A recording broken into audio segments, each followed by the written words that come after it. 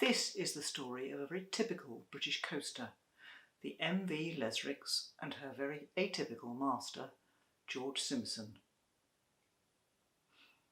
Both the Lesrix and Simison, together with 8 crew, were lost to the sea off Dorset in 1960. Only 5 bodies and some limited wreckage was ever found until 2013.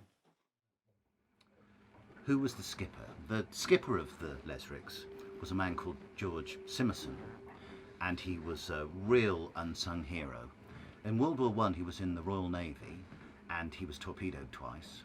In the Second World War he was already the master of a collier, and he did the same route. So he went from Gaul, he picked up a cargo of coal, he then went down through the North Sea, through the Dover Straits, around Land's End, and then went to Hale to take coal to the power station.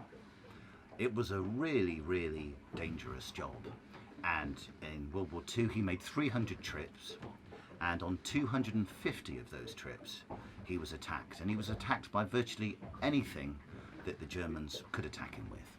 So they attacked him with aircraft, they attacked him with E-boats, they attacked him with shore batteries, and he kept coming back for more. What a brave man. And what about the Lesrix? The Lesrix was originally built in Belgium in 1938 and given the name Francine. She was owned by an Antwerp shipping company. In 1954 she was bought by the shipping company J.R. Rix and Sons in Hull.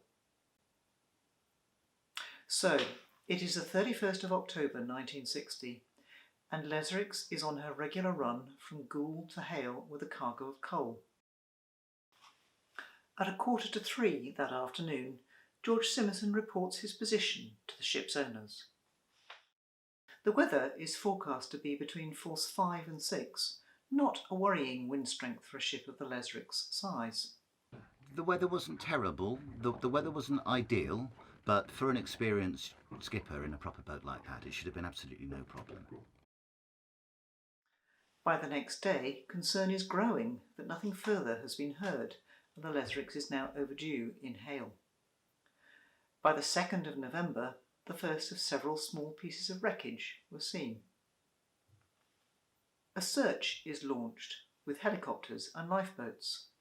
No sign of the Lesrix is found and the search is called off.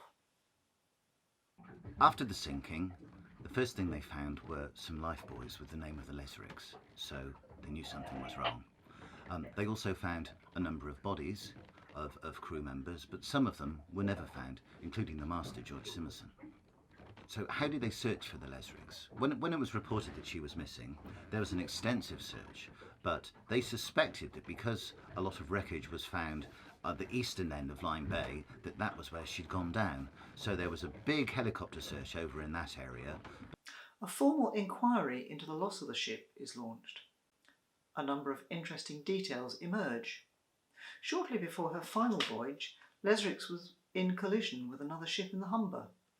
That the ship was likely to have sunk because 2 weeks before she'd actually hit something in Aberdeen and a temporary repair had been made.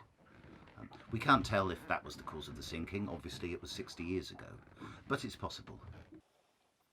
In 2011, a new seabed survey is released and keen divers started to look at the details to see if there are any likely new sites to dive. We started researching to see if we could find any likely candidates, and we soon came across a ship called the MV Lesrix. She had quite a distinctive feature, which is that the bridge and all the accommodation block was on the very back of the ship. She had 2 helms. She had a helm in the flying bridge and she had a helm in the bridge, and we set out to see if we could identify her. This is an area of strong tides and poor visibility. Despite the fine surface weather, the team soon found the light disappearing as they descended the shot line. In these challenging conditions, they worked their way carefully around the wreck, identifying as many features as possible. My From memory, I would say it was in approximately 50 metres. Sat boat upright, so it was facing up. Very dark, quite an eerie dive in actual fact.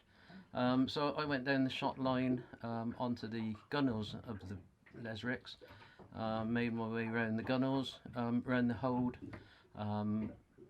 back round in a complete box, and then come back to the shot line, and I more or less went straight up there. But the conditions weren't really ideal. Nets were the biggest problem, in case we got tangled up, and then could go a bit anywhere from there. So that was it basically. What did we find? We found a little collier, probably 800 tons, something like that, and everything was absolutely there as it should be. So clearly no one had ever dived it before. Diving it is actually quite difficult. That area has got very poor visibility, so it's very difficult to see where you are on the wreck. As well as that, there are lots of fishing net and all sorts of other things in the wreck, so it's actually quite difficult, the combination of the stuff you can get stuck in and also the poor visibility. No, it seems to be in that condition all the time.